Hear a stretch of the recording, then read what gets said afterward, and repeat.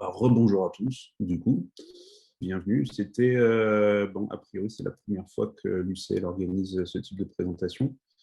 Moi, l'idée, c'était, en ce moment, on fait je fais beaucoup de présentations en ligne et le produit, en fait, vous allez voir, se prête bien à une présentation en ligne parce que là, on est vraiment on n'est pas sur un projecteur, ce qui est un petit peu embêtant de juger la qualité de lumière à distance. Mais là, on est vraiment sur un système d'information et donc, c'est le format, là, ça dure à peu près 1 heure. Christophe m'a demandé d'être assez, de voir quand même, d'expliquer un petit peu le détail technique aussi pour vous comprendre la mise en place et la mise en œuvre du système. Je vais passer plus ou moins vite sur certains petits détails techniques, mais n'hésitez pas si vous avez des questions ou après la présentation, je pourrais rentrer dans vous expliquer certains détails. Donc, le système de SpotMe, comme on en vient d'en discuter, beaucoup d'entre vous connaissent Robert Julia depuis des années. Ça fait 102 ans cette année que la société existe. Et ces dernières années, Robert Julia est assez réputé, au niveau français bien sûr, mais aussi au niveau mondial pour ses poursuites.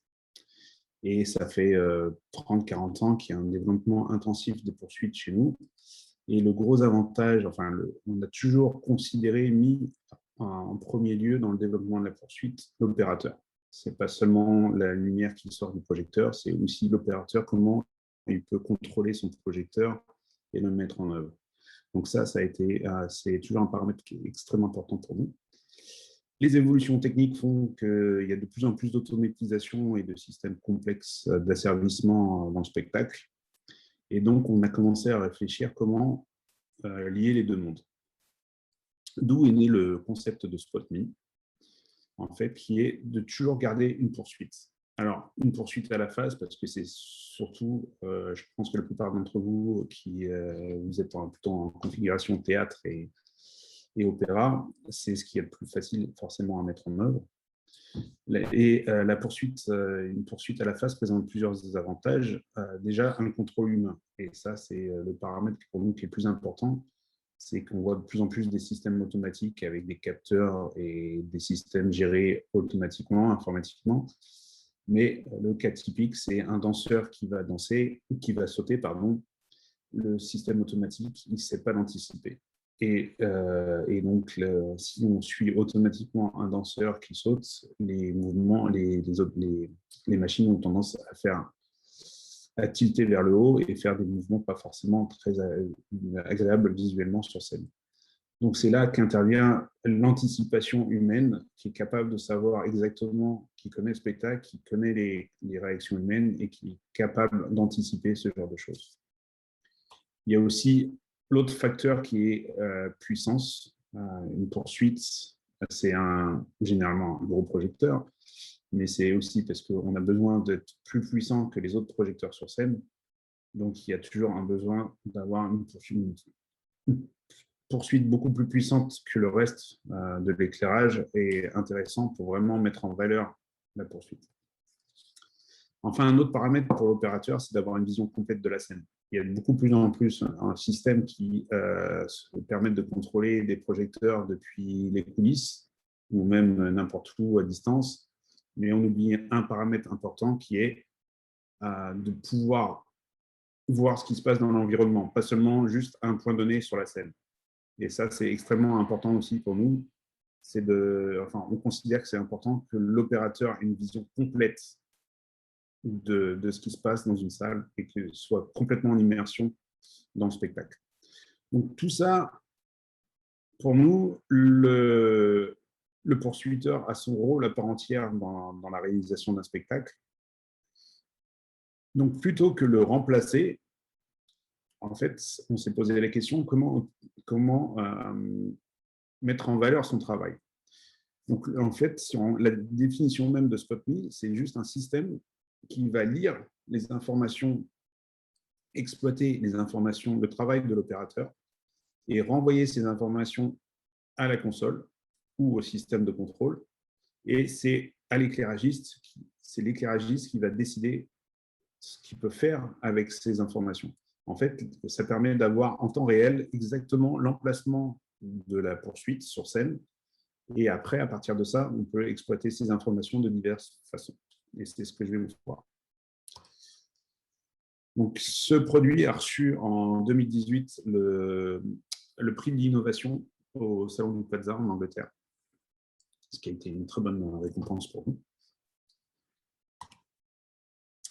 Donc, voici un exemple de ce qui peut se passer. Là, on a une poursuite qui suit 2 acteurs sur scène.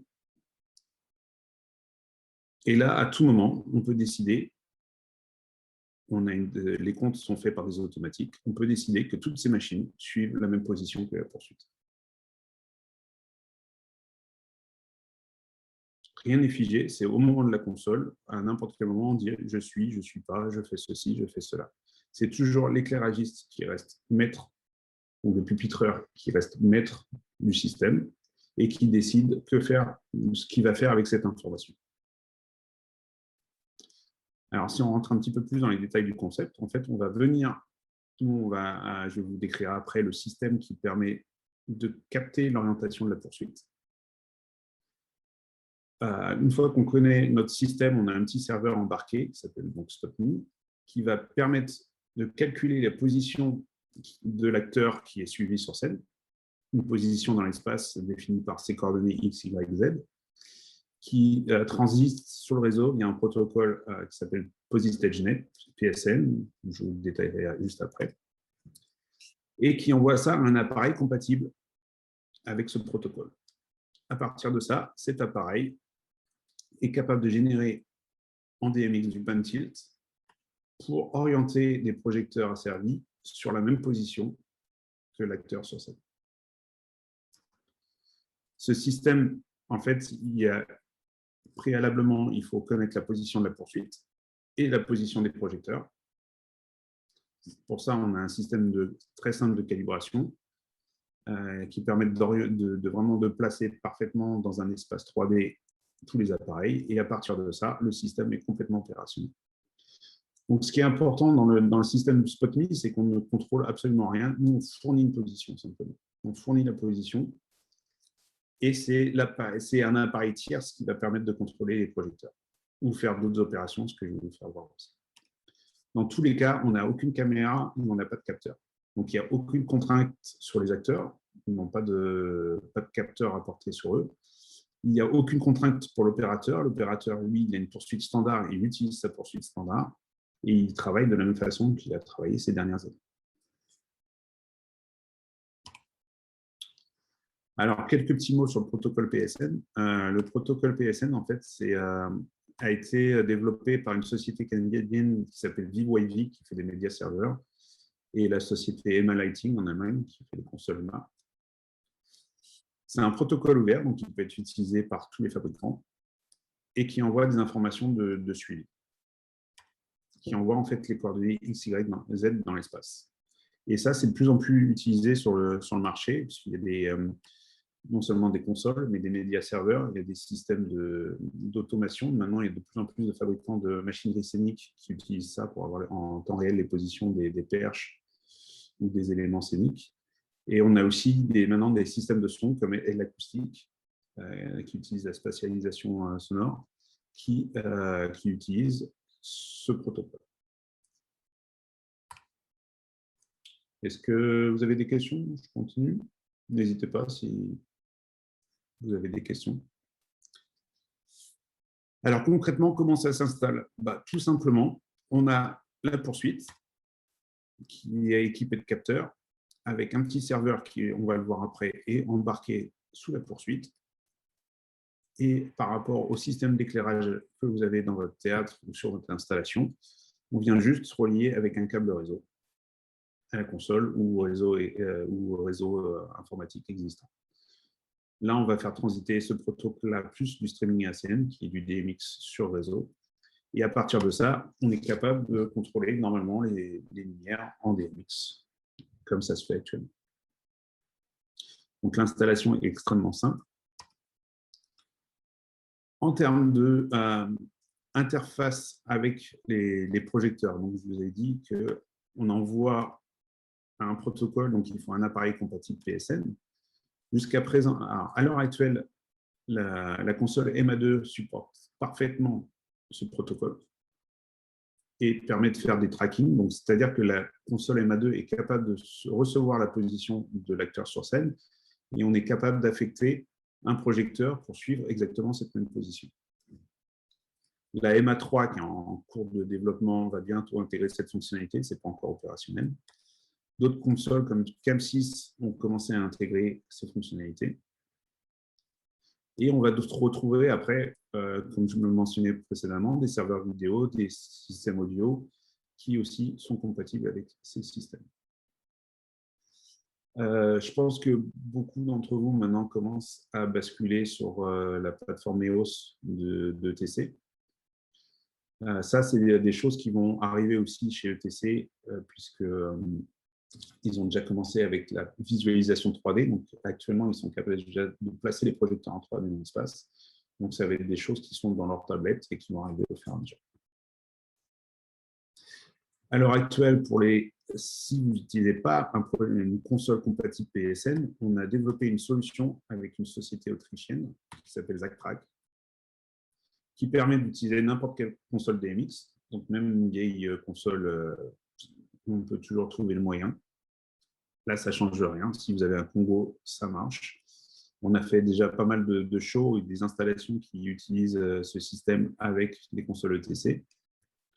En fait, on met sur le même réseau à lumière ce petit serveur et qui va venir merger les informations avec la console. Donc, c'est ce boîtier qui va être capable de dire à un moment donné, je prends les informations pan tilt qui viennent de la console ou je génère moi-même des informations pan tilt pour diriger les projecteurs sur la même position.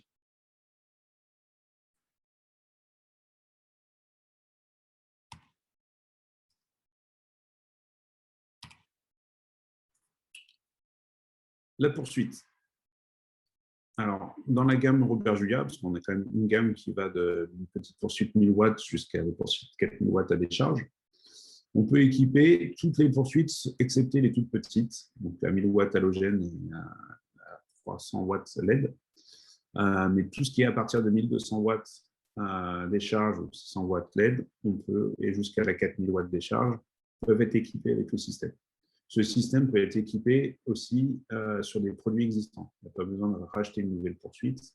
Donc, si un théâtre ou un parc de loc a déjà des poursuites existantes, on peut mettre à jour la poursuite pour pouvoir être compatible.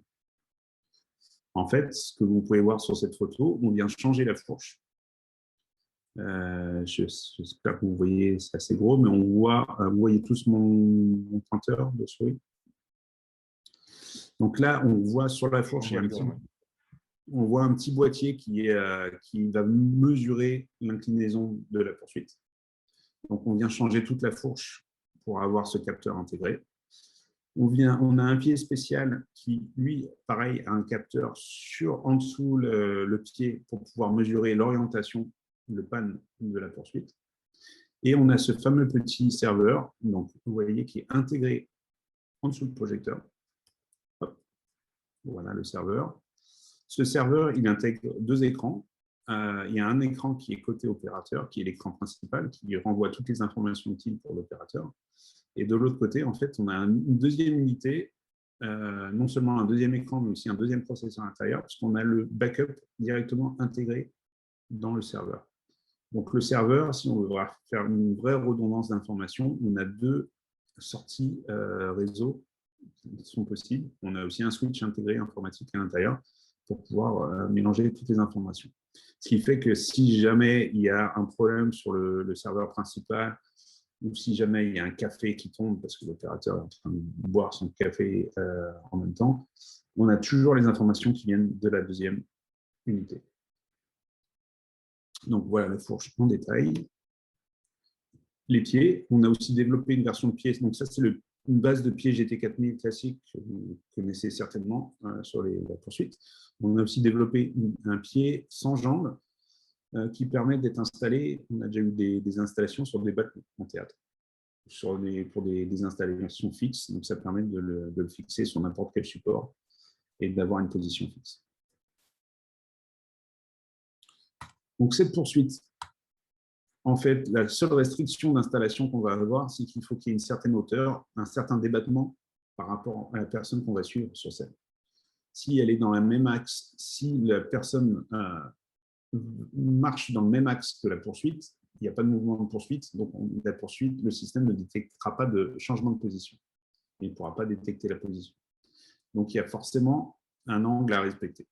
On n'est pas forcément obligé de se mettre en face à la face, ça peut être en latéral, ça peut être en contre, n'importe quelle position autour de l'artiste, mais il faut quand même qu'il y ait un certain débattement angulaire de la poursuite pour pouvoir détecter la position. Je vous avais parlé d'une phase de calibration, parce que maintenant, il faut donner la position exacte de la poursuite dans un théâtre ou sur une installation. Donc, pour ça, on a un petit concept extrêmement simple. Là, on va mettre 4 balises sur scène. Le but, c'est de faire un rectangle parfait. Quelle que soit la taille du rectangle, plus la taille sera grande, plus la calibration sera précise. Ça ne va pas définir la zone d'exploitation du système, c'est juste pour pouvoir calculer la position du système. Donc, on peut très bien avoir sur une petite partie de la scène cette calibration, mais le système sera actif sur tout le théâtre ou tout l'espace scénique. Après, en termes d'exploitation, il y a des clients qui ont déjà fait ça, des marques sur des tapis de danse, par exemple. En tournée, ça peut très bien se mettre sur des tapis de danse une fois qu'ils sont mis en place. Là, comme ça, on retrouve les 4 points directement. Il n'y a pas besoin de remesurer. Donc, une fois ces 4 balises en place, ou ces 4 repères sur scène marqués, on va rentrer dans le serveur, hop, vous voyez en haut à gauche, on va rentrer les dimensions de ce rectangle, sachant qu'on peut définir notre point zéro n'importe où. Ça, c'est un avantage, c'est que, par exemple, sur des concerts, on n'est pas obligé de faire la calibration sur la scène, mais on peut la faire dans la fosse. Mais le point 0, qui sera l'origine 0, 0, peut être n'importe où. On va créer un offset sur le point A qu'on a ici. Donc, on rentre ces informations dans le système et après, on va demander au poursuiteur d'aller pointer sur le point A et le système va se stabiliser, va prendre la mesure et on va faire la même chose avec le point B, avec le point C, avec le point D. Et là, vous voyez en haut à gauche, on a la position X, Y, Z et l'orientation de la poursuite dans l'espace scénique. Une fois ça, le système est calibré, positionné, on sait et le système connaît la position dans l'espace et donc est capable de donner le point d'impact de la poursuite, les coordonnées X, Y, Z. Donc là, voilà, là c'est la poursuite, une illustration du process de calibration, ces 4 points avec l'iris à fermeture totale, c'est extrêmement facile d'aller pointer précisément les 4 points et le système est opérationnel. Une fois que vous avez fait ça, le système marche complètement. En fait, le travail de SpotMe s'arrête là. L'installation de SpotMe s'arrête exactement à cet endroit-là. À partir de ce moment-là, le système envoie des informations sur le réseau et n'importe quel appareil compatible peut lire ces informations. Alors maintenant, je pense que c'est le plus intéressant pour vous, c'est comment exploiter ces informations. Le cas le plus flagrant, c'est la première vidéo que je vous ai fait voir, c'est de pouvoir utiliser des projecteurs asservis pour suivre sur les mêmes positions. C'est un petit peu le gros problème en théâtre, souvent, c'est de pouvoir avoir des contres. Ce n'est pas toujours évident d'avoir des poursuites de contres sur un plateau. Donc là, étant donné qu'on connaît la position de l'artiste, on peut avoir un projecteur automatique qui suit la même position. On n'a aucune restriction sur la position des projecteurs. Ils peuvent être au-dessus de la zone d'utilisation, ils peuvent être dans n'importe quelle orientation, voire même au sol. La seule contrainte qu'on va avoir, c'est la façon dont est accroché au-dessus de la scène un automatique.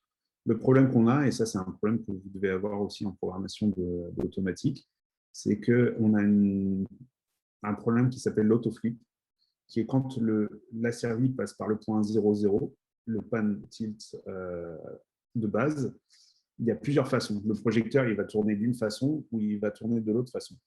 Il y a même 3 façons techniquement en fait, de passer autour d'un point. Et du coup, ça limite, on va avoir des mouvements qui ne sont pas voulus sur scène. Ça va tourner dans un sens ou dans l'autre. Ça, ce n'est pas lié au système Spotme, c'est lié à la gestion dans les consoles d'éclairage de l'orientation pan-tilt. Donc, dans ce cas-là, il faut juste intégrer ce fait-là que c'est une position qu'il faut éviter.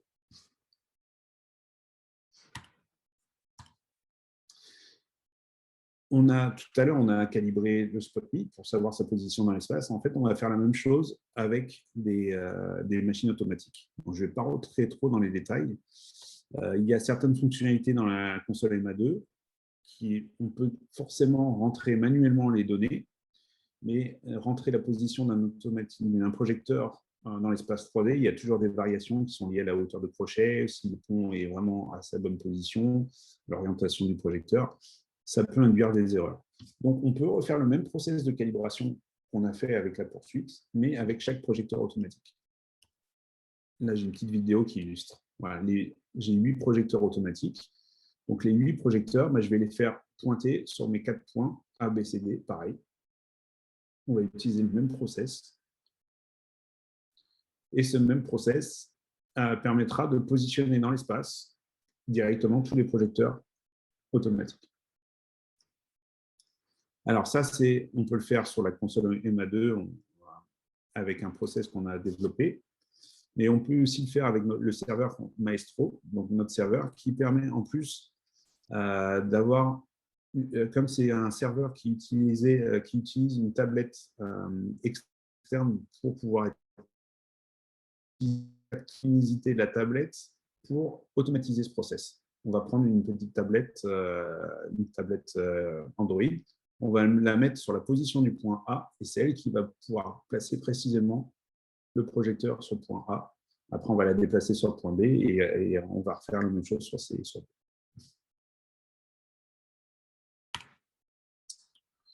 Une fois que les positions sont rentrées dans la console, en fait, on va travailler ce qu'on appelle en mode X, Y, Z. Alors, je ne sais pas si vous connaissez ce système. Jusqu'à présent, dans les consoles, on travaillait en pan tilt. On rentrait des informations de pan et de tilt pour régler un projecteur. Là, au lieu de travailler sur son orientation, on va travailler sur la position, l'endroit où on veut éclairer. Donc, on va lui dire, toi, tu vas venir, tel projecteur, tu vas éclairer à moins de mètres, 3 mètres et 0 mètres au sol, si c'est au sol, ou en hauteur, si on veut capter des points en hauteur. C'est une façon différente de travailler dans l'espace 3D. Et maintenant, MA2 le fait parfaitement. Leos avec l'Augmented, travaille sur cette façon-là. Donc, de plus en plus de consoles travaillent avec ce mode-là. Donc, on va utiliser ce mode-là. Et, par exemple, là, je prends le cas de MA, on va pouvoir dire, maintenant, chaque automatique que je souhaite, à un moment donné, va suivre le point qui est lié à mon Spotme. Donc là, sur cette petite vidéo, j'ai ma poursuite qui suit la personne sur sa trottinette. Donc, le mouvement des automatiques va suivre automatiquement cette personne. Après, depuis l'opérateur à la console, contrôle tous les autres paramètres comme il a toujours fait, la couleur, les gobos, l'intensité, les effets.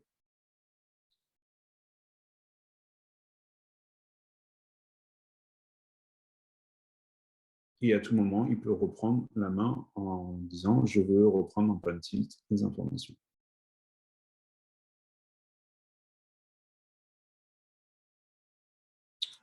Des petites questions sur cette partie-là, monsieur?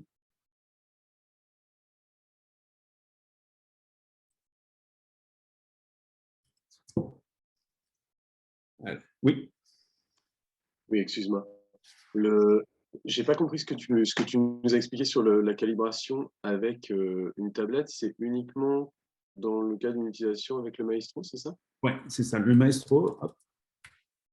Donc, les différentes façons de calibrer les automatiques sont propres à chaque console, en fait, parce que puisque c'est vraiment lié à la console qu'on utilise.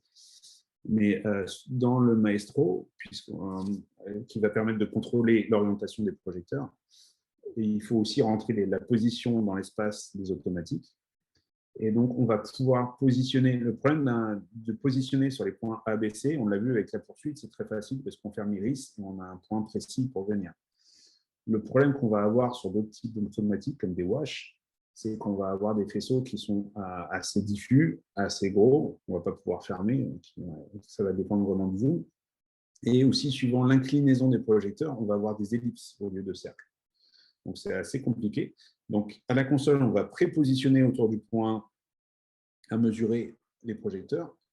Et comme c'est le système Maestro qui contrôle les projecteurs, il va me prendre la main, la tablette, on va la mettre au point A, et c'est le capteur de luminosité. On va servir du capteur de luminosité sur la console pour affiner la position des machines, pour exactement que le centre du faisceau soit au point A.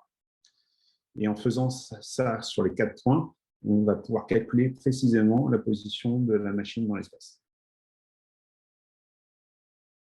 Ça te paraît plus clair? Complètement, merci beaucoup.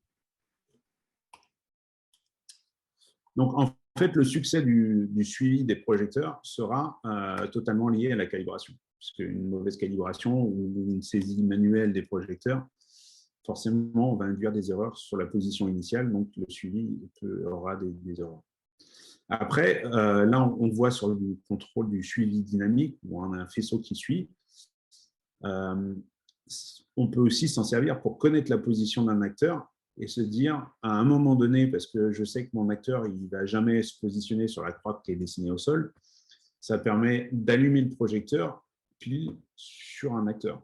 On peut se servir pour positionner dynamiquement les projecteurs, mais pas forcément avoir le mouvement à vue. Après, c'est un des réglages au niveau de l'intensité classique sur une console. Donc, l'opérateur, lui, il a juste un paramètre à suivre, parce que dans notre système, on a pareil, on était toujours une calibration par rapport au sol. Là, la poursuite, elle va donner la position qu'il y a au sol. Malheureusement, le faisceau de la poursuite n'est pas capable de détecter l'objet qu'il y a entre la poursuite et le sol, qui est l'acteur en l'occurrence. Donc, elle va donner la position de l'impact au sol sur scène. Donc, la seule donnée qu'on va devoir rentrer manuellement, c'est de dire au poursuiteur, là, j'ai un acteur, je vais le prendre de plein pied, donc je veux que le centre de la poursuite soit, disons, ici, on va être à 1m10, 1m20. Donc, l'opérateur, on va directement par DMX, depuis la console, on va pouvoir régler cette distance. L'opérateur, lui, va voir sur son serveur qu'il faut le centre de la lumière soit à 1m20.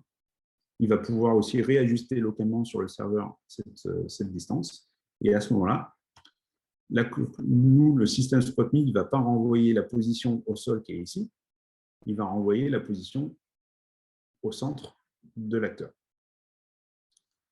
Et à la console, elle recevra comme information en entrée la position de l'acteur là où est le centre de la lumière, et donc les autres projecteurs vont suivre sur cette même position. Après, vous allez me dire que forcément, si vous avez un contre, ce n'est pas forcément intéressant d'éclairer le buste, que le centre de la lumière soit sur le buste de l'artiste. On va pouvoir directement sur la console, pour chaque projecteur, réajuster, suivant la position du projecteur, un offset par rapport à cette position. Donc là, l'exemple, c'est j'éclaire mon artiste de plein pied. Donc j'ai un faisceau qui couvre tout l'artiste. Le centre de la lumière est au niveau de sa poitrine, on va dire. Mais je veux que mes contres éclairent au niveau de sa tête. Et bien simplement, dans la console, on va pouvoir, sur l'axe Z, mettre un offset de 50 cm. Et à ce moment-là, l'automatique, lui, il sera automatiquement directement sur la tête de l'artiste. Et ça, on va pouvoir multiplier sur n'importe quelle position. Si vous avez des machines en latéraux, on pourra mettre un offset différent et ainsi de suite. Ça permet aussi de se dire, si je veux projeter un gobo autour de l'artiste, mais je veux que le gobo soit au sol, eh ben on va te mettre un offset négatif, et à ce moment-là, l'image sera projetée sur les pieds, au niveau des pieds de l'artiste. c'est un peu ce que vous allez voir là sur cet exemple, sur cette vidéo. C'est que là, on a des faisceaux qui tournent autour de l'artiste, autour des pieds de l'artiste. Là, on voit qu'on a 2 machines en contre au niveau à mi-hauteur qui suivent l'artiste. On a 4 projecteurs en face qui suivent l'artiste avec le même point que la poursuite. Et on a aussi 4 automatiques en contre qui font des effets autour des pieds de l'artiste.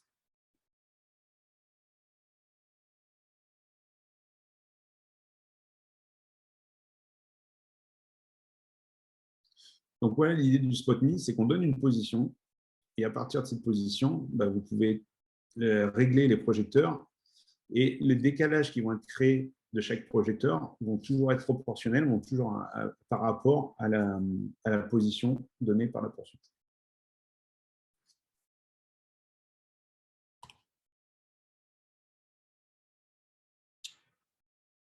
Ça vous paraît clair? Des petites questions? Oui, oui, ça me paraît très clair. En plus, c'est marrant parce que ça reprend exactement le principe des focus dans le logiciel Vectorworks Spotlight, où on positionne la hauteur du point de focus et on a la position au sol et on peut varier en fonction de ce qu'on doit régler. Donc, c'est un truc que j'utilise en fait dans mes tracés de plans. D'accord. Et je retrouve Moi, je la même logique. je travaille sur un autre logiciel que Christophe et c'est la même chose. Mon réglage de focus intègre aussi des paramètres d'offset de X, Y et Z. Sur quel logiciel? Sur LX-Free. D'accord. Voilà, on reste sur des concepts assez simples de toute façon de réglage de faisceaux. Et là, ça permet vraiment sur scène. Alors après, ce réglage d'élévation, tout ça, c'est des réglages DMX. Donc, on peut les enregistrer d'une mémoire à l'autre. On a eu des spectacles où forcément l'artiste devait s'asseoir. Donc, donc, la hauteur va être différente. Mais ça, c'est programmé dans la console. On sait que l'artiste, où il y a un changement d'artiste, il y a un artiste plus petit ou plus grand, où on va faire le changement de type de poursuite qu'on veut. Si on fait une poursuite de plein pied ou un médaillon, forcément, la hauteur va être différente. Et ça, c'est des informations que vous pouvez enregistrer dans votre conduite.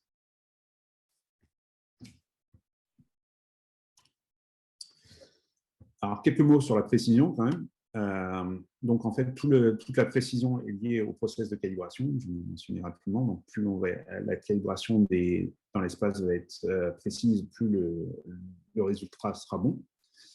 On considère, dans les relevés qu'on a fait, on a une erreur inférieure à 10 cm avec une poursuite placée à 60 mètres.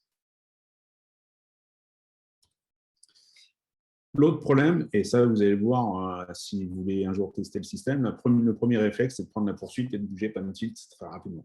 Enfin, de jardin court et de faire des mouvements très rapides. On a forcément une latence. Cette latence, elle est liée déjà au fait que la communication de la console est en 30 Hz. Ça, c'est lié au protocole DMX, mais surtout à la réaction du projecteur. Et d'un projecteur à l'autre, on va avoir des réactions totalement différentes qui sont liées à la mécanique du projecteur. Certains projecteurs ont une accélération très forte, d'autres mettent beaucoup de temps à réagir. Et en plus, ça va être amplifié par la position, si on est plus ou moins loin sur scène, et ainsi de suite. Donc là, c'est vraiment des tests et des expériences à faire avec certains projecteurs. Certains projecteurs, comme le BMFL de Robé, réagissent très vite. D'autres, comme les Viper de chez Martin, sont très lents. Donc ça va vraiment dépendre de la technologie du fabricant. Dans tous les cas, il ne faut pas oublier qu'on suit un humain, donc forcément, quand on prend une poursuite pour tester le système, on a tendance à être très rapide. Là, c'est une petite vidéo d'un client en République tchèque. C'était la première fois qu'ils utilisaient le système. Il a envoyé son fils sur scène. Et voilà, là, c'était la première fois que le poursuiteur utilisait le système. Et on voit qu'il y a 2 projecteurs en contre, les 2 bleus.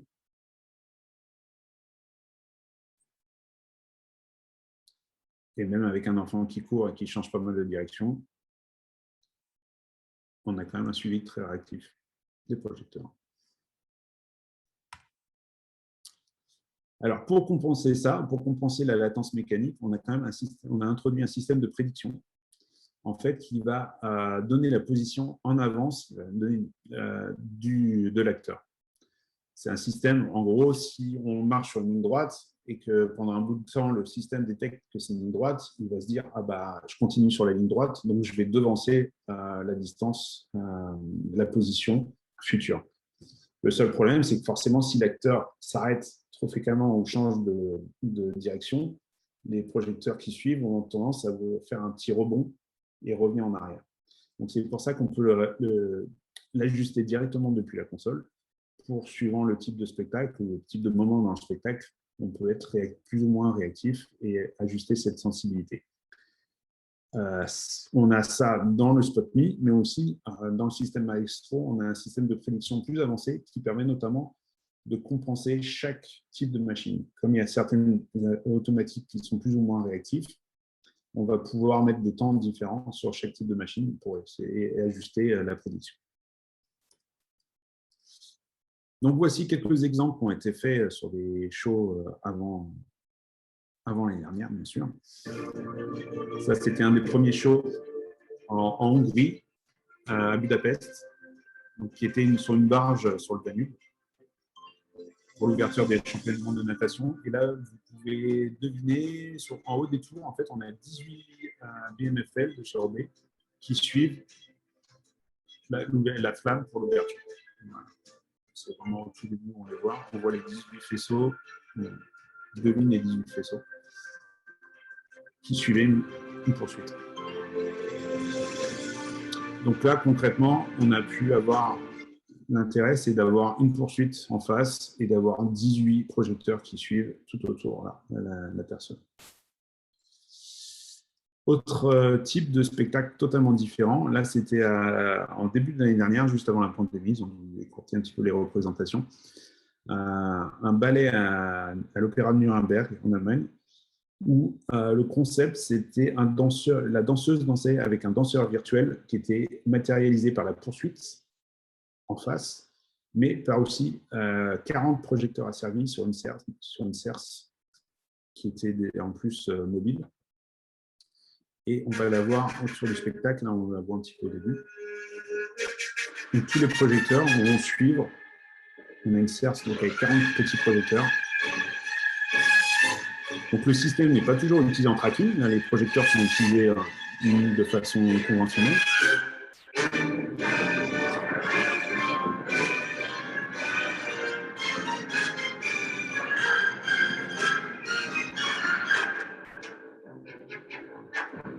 Je crois que sur la séquence d'après, on va le voir.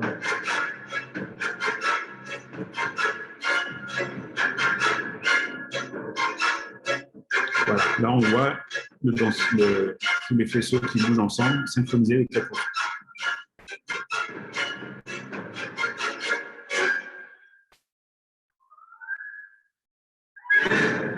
Donc forcément, comme on était sur un danseur virtuel, c'était impossible d'automatiser ce genre de choses.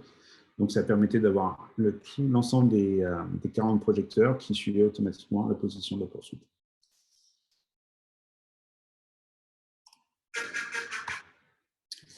Voilà pour la poursuite. Alors, là, jusqu'à présent, on a parlé vraiment de tracking, de position dans l'espace. Maintenant, sauf si vous avez des questions par rapport à ça. Et encore une fois, vous n'êtes pas obligé d'utiliser avec des projecteurs. On peut l'utiliser pour positionner les projecteurs. On n'est pas obligé d'utiliser le projecteur de façon dynamique. Ça peut toujours être intéressant qu'à un moment clé, de pouvoir allumer le projecteur et d'être sûr que le projecteur, on est sur l'artiste et pas à côté. Certaines questions? Des questions? Oui, moi j'avais juste une petite question sur la position impossible des motorisés en contre-jour, parce que sur le dessin, le schéma qu'il y avait, dans l'idée, je comprenais un peu le problème qui se posait, mais concrètement, ça avait l'air d'être une position qui est assez stratégique. Et donc, en fait, si tu veux, si tu vois mon téléphone, oui. Donc quand tu as la lyre suspendue autour de la scène, c'est certainement un problème que tu as déjà dû avoir, c'est quand si tu fais face lointain, le projecteur, la lyre, elle bouge comme ça. Si tu fais jardin court, le projecteur il va faire un quart de tour et puis il va bouger comme ça. Maintenant, si tu veux faire une diagonale sur scène, tu as déjà dû rencontrer ce problème, si tu demandes à ton opérateur de programmer une diagonale ou un mouvement, il y a un moment où quand il va passer en dessous, tu vas passer pile poil en dessous de la suspension du projecteur, le projecteur il va tourner. Oui. Tu vois ce que je veux dire? Oui, oui, et en fait, tu anticipes la chose en mettant le pan correctement pour que ça suive à la diagonale. Voilà, exactement. Alors, si tu inclines la machine de façon à jamais passer par ce point-là. Ça va dépendre vraiment de l'utilisation. Après, ça peut être suspendu, mais ça veut dire qu'il faut éviter que l'artiste passe juste en dessous la suspension d'un projecteur. Oui, voilà, oui, d'accord, ça y est, j'ai compris. Oui, oui, oui, parce que en utilisation classique, on le gère, mais là, il peut se retrouver à des positions, des passages impossibles. Oui, oui, d'accord. Après, dans le système, on peut limiter, et c'est ce que je vais vous faire voir, on peut limiter l'espace, où on va lui interdire à certains endroits d'aller. On sait que s'il passe en dessous d'un projecteur, par exemple, le projecteur va se couper. Ça, c'est des choses qu'on peut paramétrer facilement pour éviter de voir ce changement, ça s'appelle l'autoflip dans les consoles, pour éviter ce mouvement qu'on ne veut pas. D'accord, d'accord. Ben là, là, du coup, c'est clair. Une autre question. Est-ce que ça peut s'utiliser, si on imagine, avec des projecteurs traditionnels fixes? Totalement. Et là, c'est justement ce que je vais Parce que, par exemple, aborder. si on a des contre-jours qui font tout le plateau zone par zone, et Ouais, ça éteint le premier, ça allume le suivant, etc., etc. exactement. C'est ce que je vais vous faire voir dans la suite. Parce que D'accord. jusqu'à présent, là, il y a certains systèmes qui marchent totalement différemment, permettent de déporter les poursuites, de les contrôler à distance, mais on parle toujours de faisceau dynamique. Là, on va pouvoir utiliser d'autres fonctions, c'est ce que je vais vous détailler, qui sont propres à Spotme et qui présentent vraiment, en termes de créativité, d'autres avantages. Alors, par exemple, on peut intégrer, changer, si vous connaissez les poursuites, vous savez qu'on a les cassettes Iris qui sont interchangeables facilement dans les poursuites. Alors, en fait, on a fait une version avec un capteur qui mesure en temps réel l'ouverture de la cassette Iris. Et cette information, elle est renvoyée à la console. Donc, concrètement, ce qu'on peut faire, c'est renvoyer cette information, elle est renvoyée à la console. La console, elle lit cette information et on peut l'attacher à une fonction, à un preset, à une mémoire de la console. Donc, par exemple, ça peut être la taille de l'iris, tout simplement. Donc là, sur cette petite vidéo après, j'ai un exemple où là, on voit deux projecteurs asservis et l'image, elle est liée à l'iris. Et en plus, quand je viens fermer, je viens allumer notre poursuite. Je vous la remets, hop, c'est rapide. Donc là, concrètement, on vient lire la taille de l'iris du projecteur et on vient jouer avec. Mais on peut déclencher n'importe quel effet qui serait lié à la taille de l'iris. Ça, c'est une des premières fonctions qu'on a en plus. On a une autre fonction qui s'appelle box en anglais, on va traduire boîte, en fait, qui est limiter l'espace où on veut interagir. Je ne l'ai pas mentionné, mais on n'est pas limité à la taille du plateau. En fait, le système, lui, il va marcher en largeur sur 2000 mètres de distance, 2000 mètres de profondeur et 1000 mètres de hauteur. Donc, même si vous êtes dans un stade où, là, on voyait l'exemple tout à l'heure de Budapest, il y avait le château à Budapest de l'autre côté de la rivière, on était capable de mesurer la position de l'autre côté de la rivière avec ça. Donc, on ne veut pas forcément, l'espace sur scène, il est variable, il peut bouger, on a des rideaux, on a des décors. Donc, ce qui se passe, c'est que forcément, si on a un rideau, un décor ou un mur de fond, lui, le système ne sait pas qu'il y a ça. Et donc, il va forcément, on voit sur l'image de gauche, les trois faisceaux ne vont pas se superposer au niveau du mur. Et ben, on va pouvoir rentrer en DMX directement la position du mur de fond. Ce qui fait que les trois faisceaux vont parfaitement se superposer sur le mur. L'exemple concret, là, je suis sur le plateau. Là, je vais atteindre le mur de fond. Donc, forcément, mes trois automatiques, eux, ils font comme s'ils suivaient le plateau derrière le mur. Et là, je lui indique, en fait, non, il y a un mur ici. Donc, les faisceaux vont parfaitement se superposer dès qu'on va atteindre le mur. Et là, effectivement, quand je remets sur le plateau, les faisceaux se superposent parfaitement. Donc, on va pouvoir gérer non seulement le mur a une profondeur, mais on va pouvoir aussi gérer en latéral. Donc, à jardin et à cour, on peut mettre un mur. Le plafond aussi. Donc, on va avoir une vraie boîte où on va pouvoir gérer le système. Et donc, par exemple, ce que tu disais, Christophe, sur la position des asservis, on peut très bien limiter cette position pour éviter qu'on vienne, par exemple, sur les machines de contre, on vienne sous les comptes. Et pour éviter cette autoflip. Et donc, la machine sera contrainte à ce niveau-là.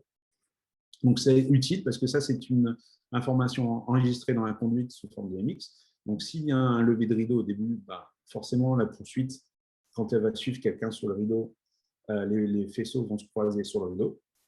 Mais si après, on ouvre et qu'on a une plus grande profondeur, on changera la valeur dans la conduite et ça permettra de repousser les murs.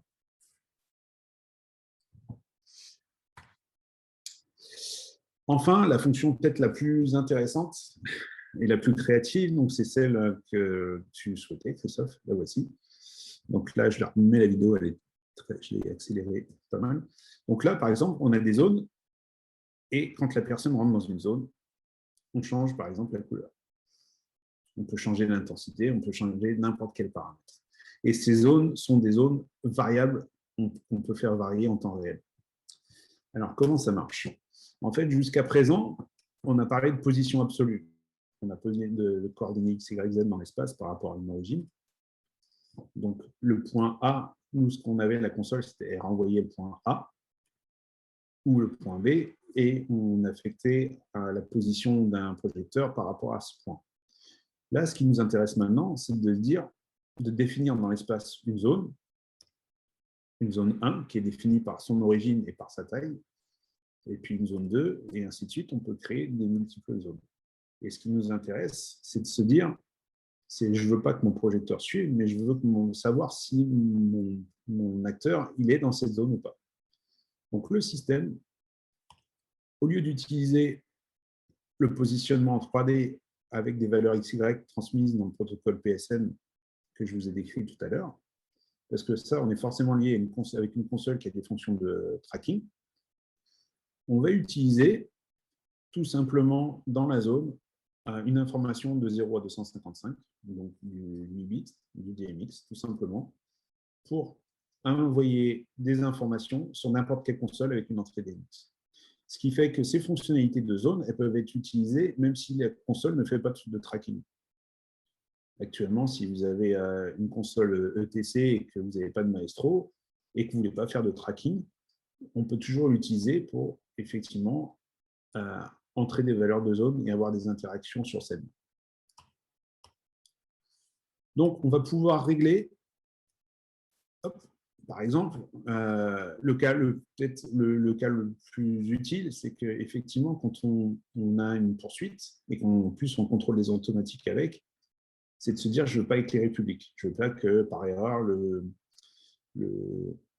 l'opérateur déborde de la scène et éclaire les premiers rangs. Ça arrive des fois, si on est trop proche du bord de scène, on peut éclairer les premiers rangs. En contre, ce n'est pas très agréable.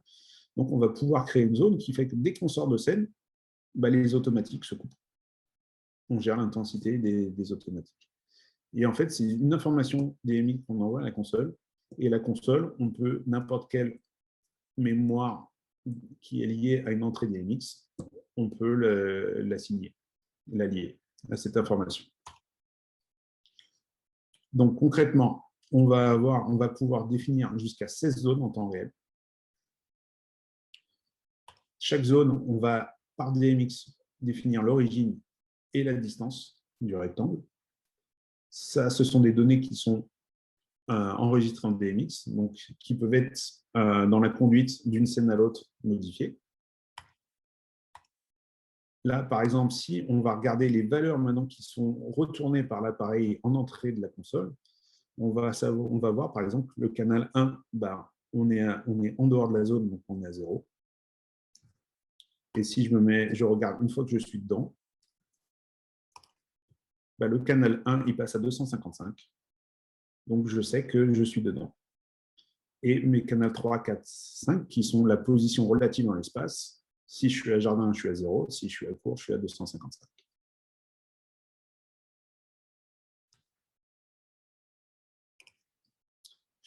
Donc, du coup, là, sur cet exemple, on a 4 carrés qu'on a définis dans l'espace.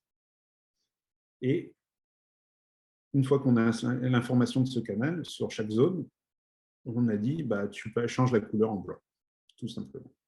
Et on voit là, la réactivité du système. Et on voit que ce n'est pas une séquence qui a été faite, c'est vraiment de l'aléatoire.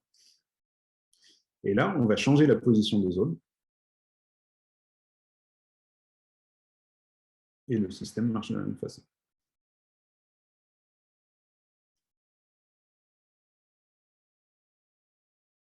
Donc après, ça peut être n'importe quoi. Ou ça peut être, par exemple, une machine à fumer qui se déclenche quand on atteint une certaine zone. Ça peut être tout ce qui est contrôlable par des AMX, en fait, peut être déclenché comme ça. Donc là, c'est une fonctionnalité on-off. C'est juste, je déclenche mon effet, c'est l'état tout tourné.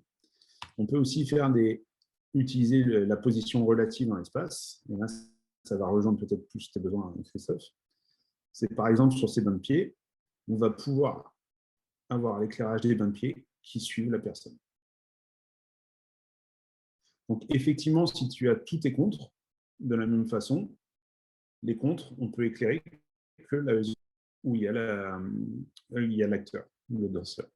Pareil sur des latéraux, pareil sur des douches. Si on a toute une matrice de douche sur scène, on peut isoler juste l'acteur là où il est. Sachant que je ne l'ai pas précisé, mais bien entendu, la poursuite, on n'est jamais obligé de l'allumer. Le poursuiteur peut suivre avec une intensité nulle. Avec un viseur et un bon entraînement, le poursuiteur il suit au viseur la personne, et si on veut juste des contres ou juste des latéraux, on allume juste ça. Donc voilà, là on est sur du pixel mapping assez simple sur un axe. Maintenant, si vous ne connaissez pas les bains de pied sortis maintenant il y a 3 ans, 4 ans, donc on a fait un système de bains de pied qui offre 2 types d'éclairage à l'intérieur. On a la rampe qui est en verte, qui permet vraiment d'éclairer la rampe basse à la face. Donc on voit quand l'acteur est très proche du bord de scène, on va éclairer très haut. Et on a la rampe du haut qui permet vraiment d'éclairer au lointain. Donc qui a une inclinaison différente et qui permet plutôt d'éclairer quand l'acteur recule. Donc suivant la position, ce qui va être intéressant, c'est suivant la position de l'acteur, c'est de basculer automatiquement et d'ajuster automatiquement la lumière. Donc ici, on va avoir une combinaison d'effets où on va avoir les cellules qui s'éclairent en fonction de la position du jardin court. On va avoir l'iris. Là, il va ouvrir son iris parce que l'acteur va ouvrir les bras. Donc, on va ouvrir le nombre de cellules parce qu'on veut qu'il soit éclairé complètement. Donc, la taille des cellules est liée à l'iris. Là, il va repartir au jardin. Donc, on a toujours le suivi.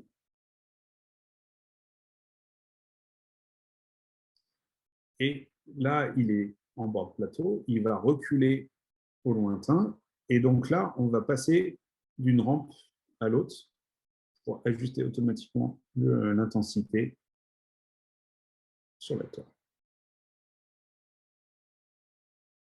Donc là, on travaille non seulement en latéral, mais aussi en profondeur sur ça.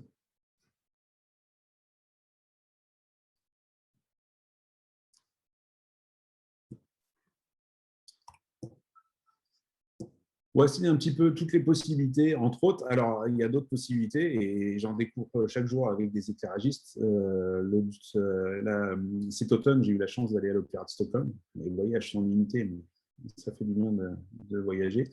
Et l'éclairagiste, par exemple, voulait que quand la chanteuse rentre sur scène, elle rentrait à court, de mémoire, l'automatique fasse un carré au sol, fixe, mais que le couteau s'ouvre avec la chanteuse, en fait, qu'on fasse un tapis lumineux. Et du coup, en utilisant ce système de zone, ça a été très simple de programmer, qu'il suffisait de programmer juste une mémoire où on a le couteau qui s'ouvre, d'affecter cette mémoire à la position X de la chanteuse sur cette zone, Et automatiquement, avec ta poursuite, il y a un couteau qui va s'ouvrir sur le faisceau. Voilà le genre d'effets qui peuvent être donnés. On peut aussi lier, du coup, l'intensité sur cette zone. Donc, avoir une compensation automatique suivant la profondeur de l'intensité lumineuse, ou ce genre de choses. Tout est envisageable. Tous les paramètres DMX sont affectables dans ce cas-là. Donc, voilà un petit peu l'idée. Est-ce que vous avez des questions sur cette partie-là? Je pense que Christophe, ça répond à tes questions. Oui, tout à fait. Effectivement, c'est assez. J'aimerais bien l'utiliser. En fait. C'est bien, je suis content. Et donc, justement, enfin, peut-être tu veux terminer ta présentation, puis après. Là, c'est quelques petits détails sur le serveur Maestro qu'on a développé aussi, parce que forcément, il y a des utilisations où on n'a pas forcément de console EMA ou ce genre de choses. Donc, juste quelques mots. Ce serveur, en fait, voilà, c'est un petit serveur qui se met en régie. Je l'ai mentionné tout à l'heure, on a une tablette, une application qui est sous Android qui permet de configurer ce serveur, sachant que le serveur est autonome. Une fois que la configuration est faite, il n'y a plus besoin de la tablette. Ça travaille directement, mais ça permet d'avoir tous les paramètres de réglage pour l'installation et pour la calibration. Donc, c'est ce que je vous ai présenté tout à l'heure. On va utiliser le capteur lumière de la tablette pour faire la calibration. Je parlais de la prédiction avancée aussi, pouvoir régler la prédiction sur chaque type d'automatique. Et on a deux autres petites fonctions qui sont propres au Maestro, qui peuvent être extrêmement intéressantes. Jusqu'à présent, je parlais de zones qui étaient définies via le SpotMe. Alors, le problème, c'est que sur le SpotMe, on n'a pas vraiment d'interface graphique, donc les zones restent des rectangles. On peut faire jusqu'à 16 zones, donc on peut toujours mélanger des formes, mais après, on est quand même limité dans la forme des zones qu'on veut. Si on veut des formes plus complexes, avec la tablette, on a une interface graphique complète qui permet de positionner des points dans l'espace et donc là, de faire une forme extrêmement complexe et à l'intérieur, de définir les intensités, par exemple, ou les tailles de faisceaux. Donc là, c'est ce que vous pouvez voir. Entre les points 7, 9, 10 et 11, je suis à 100%. Et une fois que je quitte cette zone, je vais avoir mon intensité automatiquement qui va décroître jusqu'à 0, sur ma zone extérieure. Donc là, si vous voulez faire des tapis, vraiment des formes plus complexes, il y a cette fonctionnalité-là. Sachant qu'à chaque fois, on a une scène et la scène peut se déclencher par DMX. Donc, elle peut être enregistrée dans la conduite et avoir différents types d'implantations comme ça. Autre fonction intéressante qui est propre au Maestro, en fait, on va pouvoir avoir une taille du faisceau constant. Forcément, si on a un projecteur, on a des projecteurs à servir en contre. Si on va être à jardin, les tailles de faisceaux vont être différentes suivant la position du projecteur. On va les régler tous au même diamètre, mais effectivement, il y en a un qui sera plus éloigné que l'autre, donc le faisceau sera plus grand. Et en fait, le système va pouvoir, dans la limite de la plage de réglage du projecteur, va pouvoir recalculer en permanence la taille du faisceau. Donc là, vous n'allez plus dire « je veux être à mi-course du zoom », c'est « je veux avoir un faisceau de 2 mètres qui suit mon artiste », et le système va calculer pour qu'il y ait toujours un cercle de 2 mètres, quelle que soit la position du projecteur sur scène. On va pouvoir vraiment travailler à taille de faisceau constante. Voilà un petit peu. J'avais promis 1 heure, je suis dans les temps. Bravo, merci. Et donc, oui, non, c'est assez passionnant. Et je me posais un peu, parce que pour le moment, je me posais 2 questions. Est-ce qu'il y a beaucoup de théâtres qui se sont équipés? Parce qu'en fait, c'est un peu un équipement. Il y a 2 façons d'utiliser ce système. Soit c'est un équipement fixe d'un théâtre, soit c'est un équipement qu'on fait sur une création et qui suit une tournée et qui suit la tournée. Et donc, je voulais savoir où ça en est un peu des théâtres équipés, parce que j'en ai pas encore rencontré. Et aussi, quel est le coût un peu d'une installation comme ça? Si je veux en parler quelque part, on va me demander un coût directement. Alors, En termes d'équipement à l'heure actuelle, le système, quand on l'a développé, c'est vrai qu'on visait plutôt tout ce qui était concert et événementiel, puisqu'on voyait la solution tracking. Et en fait, depuis qu'on présente le système, on voit qu'il y a un très gros intérêt finalement dans le théâtre. Parce que le problème se pose généralement dans le théâtre aussi, c'est de la poursuite de compte, qui est très difficile à mettre en œuvre. Et aussi, effectivement, des besoins comme toi, tu l'as exprimé, qui est d'utiliser du projecteur traditionnel et de pouvoir l'automatiser en quelque sorte. Et donc, on a de plus en plus de demandes de théâtre.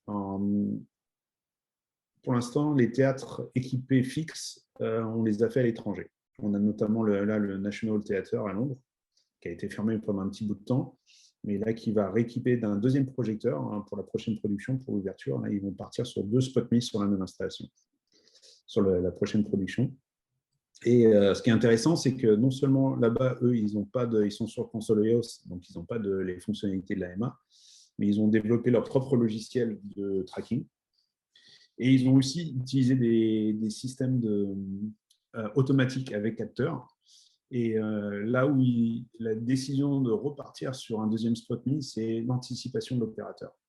Ils ont trouvé qu'effectivement, le fait d'avoir un humain derrière, par rapport à un système totalement automatique, apporte énormément dans la réactivité du système et la fluidité. Et ça, c'est un paramètre important. Là, l'image que vous voyez du garçon qui courait, c'est un théâtre en République tchèque, à Brno, qui est équipé. Et là, ils sont en train de rouvrir aussi une nouvelle production avec le système. Donc, les théâtres fixes, pour l'instant, en France, il n'y en a pas à ma connaissance. Il y avait le Paradis Latin qui a été équipé avec c'était le premier spectacle qu'on a fait en résidence. L'humoriste dont j'ai oublié le nom. C'est venu va me rappeler, cher mémoire. Florence Foresti. Voilà, j'arrive à lire sur les lèvres. Florence Foresti est restée 1 an en résidence et donc le système, entre la version cabaret et ses spectacles, il réinstallait le système, il le reprogrammait très facilement d'un spectacle à l'autre. On a commencé à faire pas mal de one-show. Alors, pour l'instant, il y a certains prestataires comme du show qui l'ont en stock, puisqu'il y a des tournées de one-man show, et là, ça s'y prête très facilement, parce qu'en ayant une personne sur scène, c'est très facile après de mettre des contrôles dessus. Donc, il y a certains prestataires en France qui l'ont en location déjà. En termes de prix, en prix de tarif, on est à l'ensemble complet, fourche, serveur et pied, on est à 14 500 € hors taxe, prix tarif. Ce qui est en fait le prix d'une grosse poursuite de 2,5 kg. C'est à peu près le prix d'une poursuite Cyrano.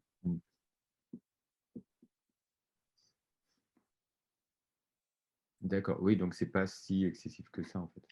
On est très loin des systèmes. Alors le concept aussi, c'est qu'on a voulu faire un système abordable. Effectivement, on n'aura peut-être pas. Il y a certains systèmes de tracking qu'on va trouver avec des caméras ou des capteurs qui sont beaucoup. On va pouvoir faire des effets très, très précis et très complexes, mais on n'est pas sur les mêmes gammes de prix non plus. Là, on a voulu faire un système abordable quand même. Et on est très loin dans la mise en œuvre, on n'est pas du tout dans le même prix et dans la facilité aussi, parce qu'il faut avoir les gens derrière qui puissent mettre le système en place. Et là, une fois qu'on est formé là-dessus, c'est extrêmement simple à utiliser. Oui, effectivement. Mais après, on a aussi l'avantage de pouvoir équiper les poursuites. Donc, c'est vrai que la plupart des poursuites existantes, on a beaucoup de lieux qui ont déjà des poursuites Robert Julia. Donc, c'est facile à mettre en œuvre. Après, pour répondre à ta question aussi, Christophe, il y a un paramètre qui est en fait le plus coûteux, c'est le serveur en lui-même.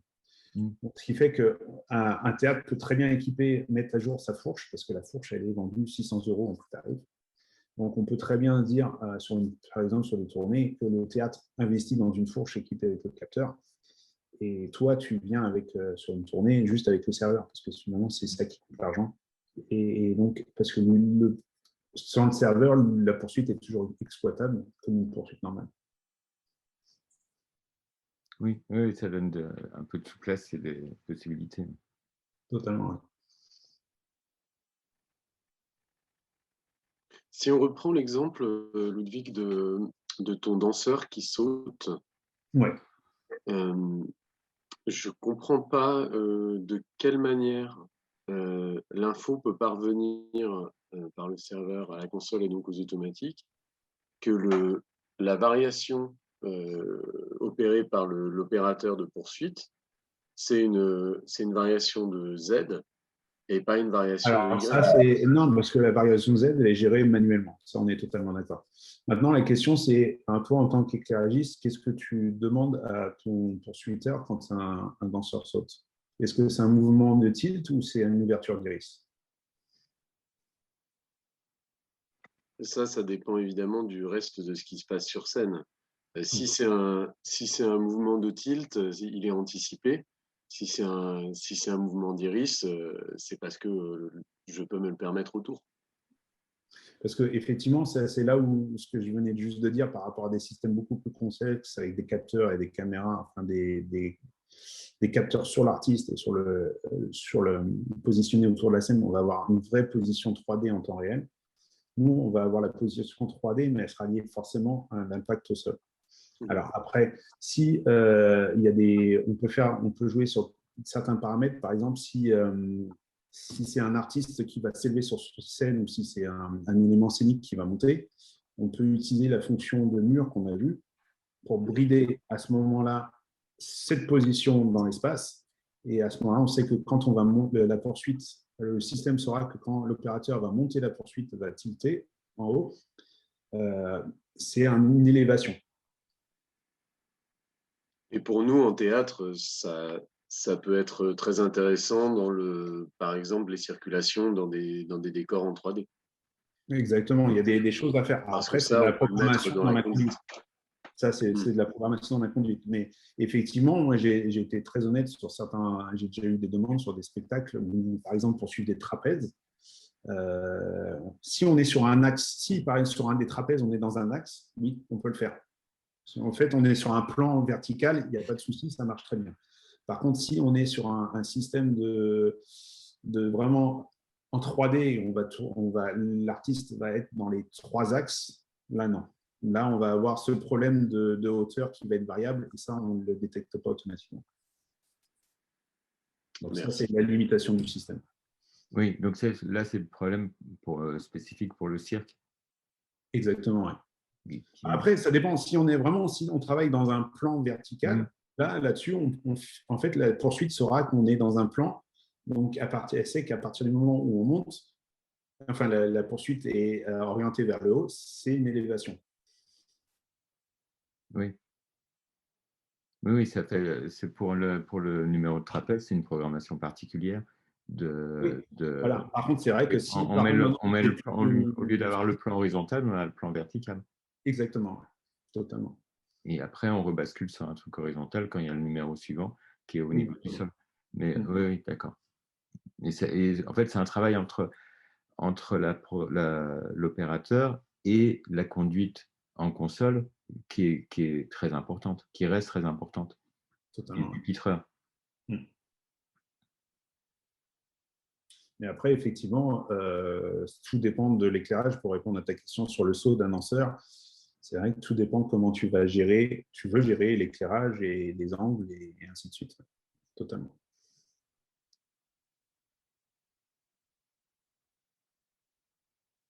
Oui, ça, c'est la conduite qui s'écrit à chaque fois. Là, au National Theatre de Londres, parce que si tu as 2 poursuites qui ont le même système, du coup… Ça permet d'avoir 2 points d'entrée et du coup de suivre 2 acteurs différents. Voilà, mais donc du coup, à la console, tu dois dire que tel projecteur du plateau motorisé va suivre telle poursuite, tel autre va suivre telle poursuite, parce que va suivre les 2 à la fois. Parce qu'ils vont… Totalement. Mais c'est la flexibilité, justement. Après, des systèmes de priorité, des choses comme ça, comme il y a sur les grands mâts. Même pas. Là, c'est sur la scène 1, tu vas dire j'ai ma machine 1, 2, 3, 4 qui vont suivre l'acteur 1 et puis 5, 6, 7, 8 qui vont suivre l'acteur 2. Mais sur la scène 2, tu peux très bien dire inverser les machines suivent la machine 1. Oui. C'est là où on n'a pas d'affectation particulière, c'est vraiment à la console où les spot me ils vont renvoyer leur position et les spot me 1, spot me 2 ils vont renvoyer la position à la console. Et à la console, c'est là où tu peux dire à n'importe quel moment, bah, maintenant, ceux-là, ils me suivent le 1, celui-là, ils me suivent le 2, ou vice-versa, et ainsi de suite. Oui, et là, ça renvoie vraiment au travail du pupitreur qui est essentiel. Pour que ça fonctionne bien, il faut un très bon pupitreur. Enfin, c'est l'évolution, c'est une chose qu'on Après, il y a, quelque temps. il y a différents, ouais, il y a différents niveaux d'exploitation. Hein. Je le vois, moi, il y a on peut très bien faire juste du suivi simple et extrêmement simple. Et on voit en one-man show, ils veulent juste suivre un contre. Mais on peut aller sur des effets plus complexes où on va interagir, ou parce qu'en rentrant dans telle zone, je vais changer mon marqueur ou je vais faire ceci. Là, tout est ouvert. Et c'est l'intelligence du système, c'est qu'en fait, le système fournit juste une information et c'est tout. Et après, l'exploitation de cette information, on peut faire une infinité de choses. Oui, c'est ça qui est intéressant, c'est que c'est un outil et ce n'est pas du tout un produit fini qui fait un seul type d'effet. La qualité des effets, elle dépend exclusivement des éclairagistes et des artistes qui sont sur scène, qui font le spectacle. Totalement. Avec votre système, vous pouvez faire des choses très très moches et des choses brillantes. Totalement. Là, nous, c'est juste un capteur. Finalement, c'est un capteur. C'est un système de capteurs. Après, oui, effectivement, on peut venir aussi mettre de la vidéo parce que, effectivement, ça peut être intéressant d'avoir une image vidéo qui suit l'artiste sur scène ou ce genre de choses, ce qui était difficilement réalisable. Et c'est vrai que, surtout en danse ou certains acteurs, c'est difficile de leur dire il faut porter un récepteur pour le micro HF, pour le retour de son, pour la lumière, pour le son, pour la vidéo. S'ils doivent porter tous des capteurs différents, ça devient extrêmement complexe. Oui, donc par rapport à la vidéo, du coup, ça fonctionnerait comment? Alors, les vidéos, j'ai pas trop d'expérience honnêtement là-dessus pour l'instant, mais les serveurs vidéo, eux, ils lisent ce protocole. Donc, ils sont compatibles avec ce protocole. Donc, ils peuvent dire, nous, on a fait déjà des tests vidéo, mais finalement, en utilisant le système de zone pour déplacer des images en DMX, parce qu'on peut déplacer les images en vidéo en utilisant le DMX. Et on a déjà fait des petits effets comme ça, où il fallait scaler, mais sinon, il y a des serveurs vidéo de plus en plus qui utilisent le protocole-là. En fait, le protocole PSN a été développé, c'était pour une tournée de Justin Timberlake, il y a quelques années, où il voulait justement synchroniser la vidéo, la machinerie et la lumière ensemble. Et c'est pour ça qu'ils ont mis au point ce protocole, pour pouvoir tous communiquer et avoir la même référence dans l'espace. Après, on peut aller plus loin dans les détails si vous avez des questions. On peut bien sûr faire des démos si vous avez besoin. Tout est ouvert là-dessus. N'hésitez pas. Pierre, est-ce que tu as une autre question, quelque chose à dire? Non, juste un grand merci parce que c'était vraiment passionnant cette présentation. Oui, merci beaucoup, vraiment. De rien, avec grand plaisir. Mais c'est ce que je vais essayer de vous vendre en début de présentation. Voilà, c'est vraiment un système qui donne un outil. Donc c'est ça qui est intéressant. Et on le voit, c'est quand on s'adresse aux éclairagistes, on voit que ça suscite un intérêt parce qu'effectivement, ça ouvre plein de possibilités. C'est pas toujours. Il faut prendre le temps de rentrer dedans pour comprendre un petit peu le concept. La plus grosse difficulté que je vois, notamment avec les opérateurs, c'est qu'on travaille en 3D et les gens n'ont pas forcément l'habitude. Mais après, vous, en tant qu'éclairagiste, ça peut apporter beaucoup de choses parce que travailler en 3D, l'exemple le plus simple, c'est comment faire une diagonale en théâtre. Quand on travaille en pan tilt, c'est très compliqué à programmer. Alors que quand on travaille en X, Y, Z, il suffit de donner le point de départ et le point d'arrivée et la console elle calcule tout seul la ligne droite. Il n'y a pas besoin de se prendre la tête. Et ça, c'est un travail différemment sur les consoles, c'est une vision des choses. Donc, c'est en train de bouger beaucoup en ce moment, mais il faut prendre le temps d'expliquer. Et je pense qu'il faut que les gens comprennent le concept. Après, ça ouvre plein de nouvelles possibilités. Merci Ludwig et merci à tous. Merci beaucoup d'avoir organisé tout ça.